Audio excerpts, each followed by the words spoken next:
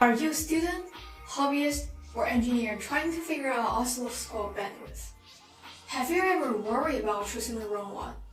Too low, your square waves turn to mush, and too high, you're wasting money and adding noise. Now, let's settle this in 3 simple steps. Know your signal, set up target, and add headroom. Oscilloscope bandwidth is simply how fast the scope can follow a signal. The higher it is, the more detail you capture. With low bandwidth, the scope can't keep up. Fast changes blur together, and you lose sharp edges that matter. So how do we get this right? Step 1 is simple. Know your signal. Bandwidth is about how quickly a signal changes. To choose the right scope, focus on the fastest part of your signal, the highest frequency components. That might be a repeating tone, or it might be a very sharp edge. Once you identify the fastest part of the signal, that number becomes the baseline for setting your bandwidth target. Step 2, let's set a bandwidth target. Here's the rule of thumb. Choose a scope with at least 5 times the highest frequency you care about.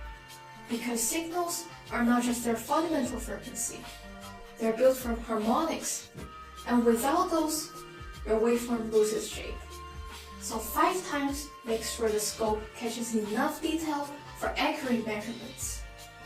Now, here's another useful check. Bandwidth and rise time are linked. A scope with bandwidth below 1 GHz has its own rise time of about 0.35 seconds divided by bandwidth. To measure a signal edge accurately, the scope's rise time should be at least 5 times faster than the signal's rise time. A shortcut is, pick a bandwidth comfortably ahead of your signal's fastest edge, so your scope shows what's really happening. Step 3 is also simple. Add headroom. Bandwidth math gives you a starting point. The signals are not always predictable. If your calculation is close to a scope's limit, go 1 step higher. That extra margin keeps you safe with fast edges and makes your scope useful longer.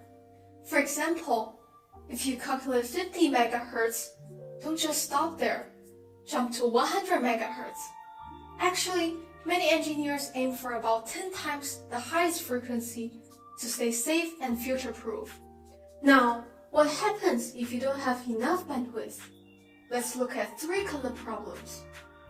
First, you lose high-frequency details. Harmonics, spikes, and ringing get filtered out.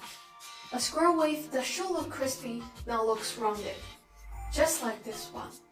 Both screens are showing the same 10 MHz square wave. On the left, with 1 GHz bandwidth, the edges are crispy and the shape looks true. On the right, limited to 20 MHz, the harmonics are gone and the wave looks rounded and distorted. Second, amplitudes read low. By definition, at the bandwidth limit, a sine wave measures about 30% smaller. So if you put a 100 MHz sine into a 100 MHz scope, the display won't match reality. Here's a comparison. The blue sine is the true 100 MHz signal, while the red curve shows what a 100 MHz scope would display, about 30% smaller. And third, edges slow down. Every scope has its own rise time, and for a 100 MHz scope, that's about 3.5 nanoseconds. If you feed it a 1 nanosecond edge, the scope just can't keep up, and the signal looks slower than it really is. This illustration shows how edges slow down. The blue line is a true 1 nanosecond edge, and the red line is what a 100 MHz scope would show, stretched out to around 3.5 nanoseconds. But here's the flip side. More bandwidth isn't always better. A higher bandwidth scope shows more detail, but it also brings more noise you might not care about.